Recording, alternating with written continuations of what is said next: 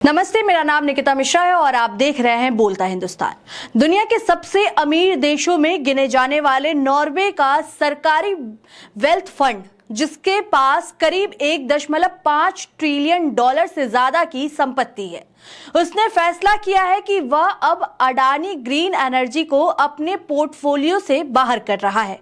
जी हां, कारण यह है कि भ्रष्टाचार से जुड़े आरोपों और कथित अनियमितताओं का मामला।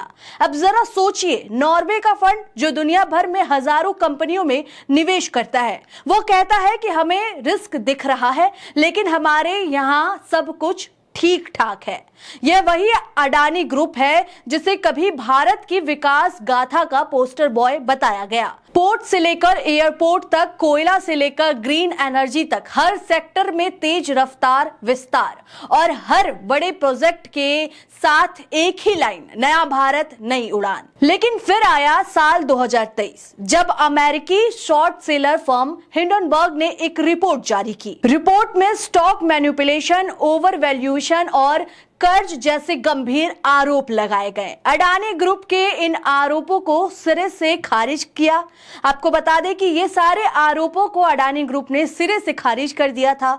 उन्होंने भारत का हमला बताया। उन्होंने बताया था कि ये भारत पर हमला है।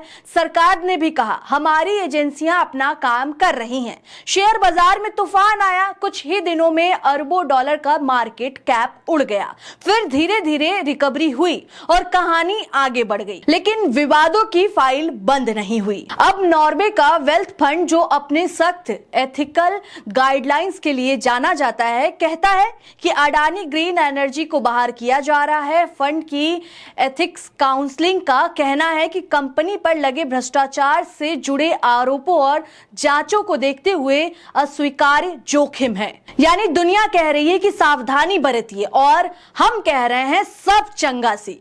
जब भी अडानी का नाम आता है, विपक्ष एक ही तीर चलाता है। ये तो विश्वगुरु के बेस्ट फ्रेंड है। प्रधानमंत्री और गौतम अडानी की पुरानी तस्वीरें विदेशी दौरे के दौरान मंच साझा करना विपक्ष इसे क्रॉनिक कैपिटलिज्म का उदाहरण बताता है। सरकार कहती है यह निराधार आरोप है, निजी कंपनियों से सरकार का क्या लेना देना। लेकिन सवाल यही है, अगर लेना देना नहीं है तो हर विवाद में सरकार को सफाई क्यों देनी पड़ती है? नॉर्वे का फैसला सिर्फ एक निवेश निर्णय हो सकता है, लेकिन राजनीतिक रूप से इसका असर बड़ा है, क्योंकि यह संदेश देता है कि अंतर्राष्ट्रीय निवेशक अब सवाल पूछ रहे हैं। और यह पहली बार नहीं है जब किसी विदेशी संस्था ने चिंता जताई हो। हिंडनबर्ग की रिपोर्ट के बाद अमेरिकी और यूरोप नियामक एजेंसियों ने भी कुछ पहलुओं पर नजर रखी थी। हालांकि अडानी ग्रुप बार बार कहता है कि वह सभी नियमों का पालन करता है और पारदर्शिता के लिए प्रतिबद्ध है, लेकिन राजनीति में परसेप्शन ही रियलिटी बन जाता है। इस पूरे मामले को लेकर लेखक अशोक कुमार पांडे, जो कि इतिहासकार भी हैं, वो लिखते हैं कि सोशल मीडिया एक्स पर पोस्ट करते हुए लिखते हैं, नॉर्वे ने भ्रष्टाचार के आरोपों के चलते अडानी ग्रुप की कंपनी अडानी ग्रीन एनर्जी को वेल्थ फंड से निकाल दिया है। बाकी आप समझदार हैं। जय हिंद। तो वहीं अब विपक्ष के पास नया हथियार है। देखिए, विश्वगुरु के सबसे करीबी उद्योगपति पर फिर गिरी गाज और सरकार के पास वही पुराना जवाब, ये भारत की छवि खराब करने की साजिश है। असल सवाल ये है कि क्या भारत की छवि एक कंपनी से जुड़ी है या भारत की छवि उसकी संस्थाओं, उसकी पारदर्शिता और उसकी जवाबदेही से बनती है? अगर कोई विदेशी फंड एथिकल आधार पर निवेश हटाता है तो क्या हमें आत्ममंथन करना चाहिए या उसे विदेशी साजिश कहकर खारिज कर देना चाहिए? जब अडानी का शेयर चढ़ता है तो उसे नए भारत की ताकत कहा जाता है, जब गिरता है तो कहा जाता है ये तो बाजार का उतार चढ़ाव है। लेकिन बाजार सिर्फ ग्राफ नहीं होता, वह भरोसे का पैमाना भी होता है।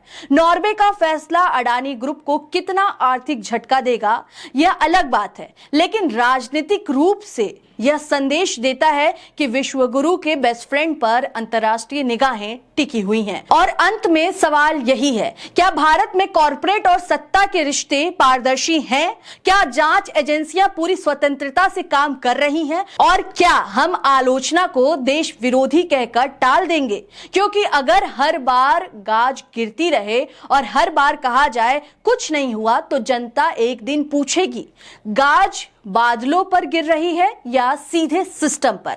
फिलहाल आपको क्या लगता है इस खबर पर? आप क्या सोचते हैं? अपनी राय हमें कमेंट्स के जरिए जरूर बताएं। तब तक के लिए देखते रहें बोलता हिंदुस्तान। शुक्रिया।